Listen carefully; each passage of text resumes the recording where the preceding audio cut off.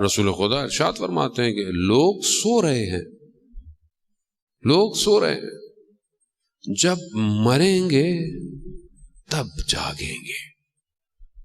ابھی سو رہے ہیں لوگ غفلت میں ہے، انسان غفلت کے اندر ہے، انسان کو آئیڈیا ہی نہیں ہے کہ وہ غافل ہے، سن رہا ہے۔ دیکھ قرآن کہہ رہا ہے ہم نے ان کو آنکھیں دی ہیں مگر یہ ان سے دیکھتے نہیں ہیں، ہم نے ان کو کان دی ہیں مگر یہ ان سے لا یبصرون بہا، یہ سنتے نہیں ہیں۔ ہم نے ان کو عقل دی ہے، یہ صرف فکر نہیں کرتے۔ اولئک کالانعام، یہ جانور ہے، بل ہم اضل، بلکہ اس سے بھی بدتر ہے۔ اور یہ غفلت کے اندر ہے۔ غافل ہونا، ایک آدمی سو رہا ہو تو آپ اس کو اٹھا دیں، لیکن جو سونے کی ایکٹنگ کر رہا ہو اسے نہیں اٹھا سکتے۔ غفلت یہ ہے، انسان اپنی ذات سے غافل ہے، اپنی طرف متوجہ نہیں۔ ایک عالم دین، اچھی خاصی عمر تھی ان کی، 70-80 سال، اصفہان کا مدرسہ ہے، حوض پہ بیٹھے ہوئے ہیں، اچانک سے اپنے آپ کو مارنا شروع کر دیا۔ شاگرد دوڑتے ہوئے آئے، کہا کہ کیوں اپنے آپ کو مار رہے ہیں؟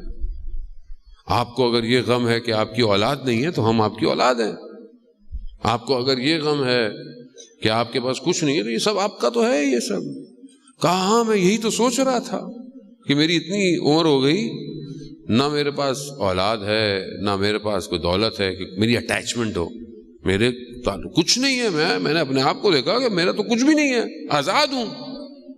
اچانک سے مجھے خیال آیا، میری لائبریری میں کچھ کتابیں ایسی ہیں اگر کوئی ان کو دیکھ بھی لے تو مجھے غصہ آتا ہے۔ تو میں اپنے آپ سے کہا کہ 80 سال ہو گئے، کتابوں کی محبت دل سے نہیں نکلی ابھی تک۔ دنیا غافل ہے، پھنسا ہوا ہے۔ شیطان آ کر پہلے اسٹیپ میں شراب نہیں پلاتا، برا کام نہیں کراتا، ایسی جگہ سے مارتا ہے کہ انسان سوچ بھی نہیں سکتا۔ بنی اسرائیل کا ایک عابد، اتنی عبادت، شیطان کے جو پورا لشکر ہوتا ہے، پورا لشکر ہے شیطان کا، ہر ایک شخص کے ساتھ کئی شیطان ہوتا۔ انہوں نے آپس میں میٹنگ کی کہ کیا کریں، اس کو کیسے ہٹائیں۔ انہوں نے کہا میں اس کو کھانے پہ لگا دوں۔ اس کو کھانے میں لذت نہیں ہے، اس کو یوں لگا، اس کو یہ بھی نہیں، اس کو۔ تو ایک نے کہا کہ میں اس کو عبادت سے، کیونکہ وہ ہر وقت عبادت کرتا ہے تو میں اسے عبادت سے گراؤں۔ وہ جانتا ہے انسان کے اندر کمزوری کون سی ہے، وہ جانتا ہے، اندر ہے، رگوں کے اندر دوڑا ہے۔ آبا و اجداد سے واقف ہے شیطان، میرے آبا و اجداد، میرے دادا کیسے تھے، اس کے میرے پردادا کیسے تھے، ان کے اندر اچھائیاں کیا تھی، ان کے اندر سب جانتا ہے۔ ہم تو لگتا ہماری زندگی میں شیطانی جیسے ہے ہی نہیں،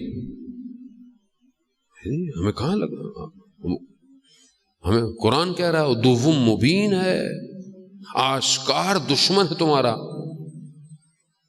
لیکن نہیں، دشمن شناسی کربلا کا پہلا درس ہے، دشمن کو پہچانو۔ اکثر ہمیں دشمن نہیں بتایا جاتا، اور یہ دشمن کی بڑی اسٹریٹجی ہے اور تھی بھی صحیح تاریخ میں۔ دشمن شناسی سے باہر نکال دو انہیں، دوسری باتوں میں گھما دو انہیں۔ ایسے ہی آج معاشرہ دیکھے کہاں ہے، آپس میں مسلمان سے لڑ رہا ہے، ایک فرقہ دوسرے فرقے سے لڑ رہا ہے، ایک اس بات پہ لڑ رہا ہے، ایک اس بات پہ لڑ رہا ہے، تاریخی بات ہے، کوئی علم بات، اختلاف ہے۔ اختلاف تو نظریات میں پایا جاتا ہے، اور وہ بڑے ادب اور جو ہے وہ انسان اکیڈمکلی اس کو ڈسکس کرتا ہے، نہ کہ کھڑے ہو کے چوراہے پہ باتیں کی جاتی ہیں۔ اس کے لیے پڑھا لکھا شخص چاہیے۔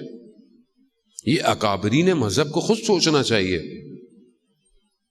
کہ اختلاف باعث رشد بھی ہوتا ہے۔ خوب روش کا اختلاف ہے، گھر کے اندر دو بھائیوں میں آپس میں اختلاف ہوتا ہے، لیکن یہ نہیں دیکھتے کہ بیک گراؤنڈ پہ دشمن ہے، دشمن ہے. ان کا وہ پہاڑوں پہ رہتا تھا, جوان لڑکے کی طرح گیا, بولا میں عبادت کرتا ہوں عبادت کے لیے, لیکن جو ہے وہ میرے گھر والے نہیں کرنے دیتے, تو میرے پاس جگہ نہیں. اس نے بولا عبادت کرو, آؤ کیا ہے مجھے. اب اس نے نمازیں شروع کی, ابھی عابد بھی نماز پڑھا, دیکھا کہ وہ نماز رک ہی نہیں رہی, پڑھے جا رہا ہے. اب اس نے افطار کا ٹائم ہے, کھانے کا ٹائم ہے, اس کو بولا نہیں, کہا نہیں, میں اس کا تھوڑی دیر آرام کرو. یہ اس نے آرام کیا, دیکھا وہ پھر عبادت کر رہا ہے. عبادت کرتے کرتے دیکھا کہ وہ ہوا میں بلند ہوا ہوا. اس نے بولا میں اتنے عرصے سے عبادت کر رہا ہوں, میری ایسی عبادت, یہ کون سی عبادت ہے؟ اس سے پوچھا کہ راز کیا ہے؟ کہا نہیں میں تمہیں نہیں بتا سکتا. کہا نہیں مجھے بتاؤ کیا راز ہے اس عبادت کا.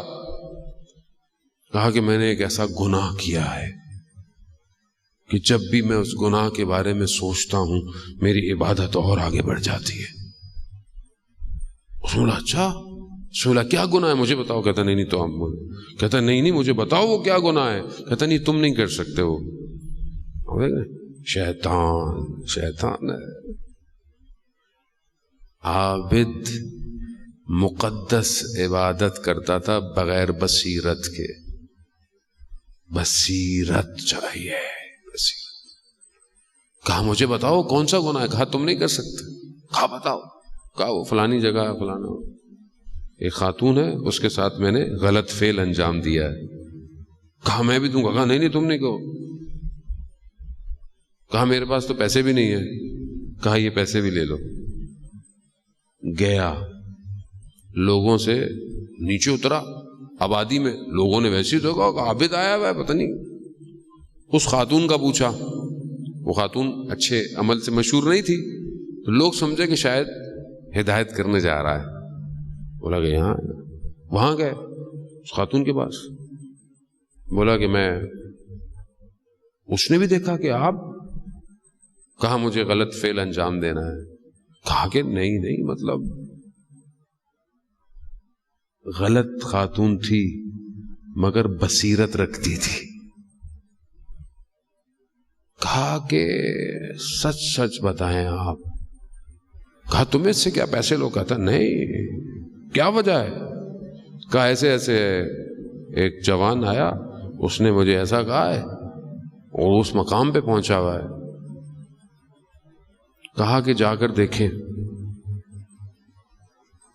آپ کو یہ کیسے یقین ہے کہ آپ غلط کام کریں گے اور آپ کو توبہ کا وقت ملے. انسان. کہا جائیں, اگر وہ ابھی بھی ہے تو آ جائیں, لیکن نہیں ہو تو وہ صرف شیطان ہوگا. ایسی ہوا. چلا, دیکھا کہ وہ نہیں ہے, شرمندہ ہوا. ادھر اس خاتون کے وجدان نے آواز دی.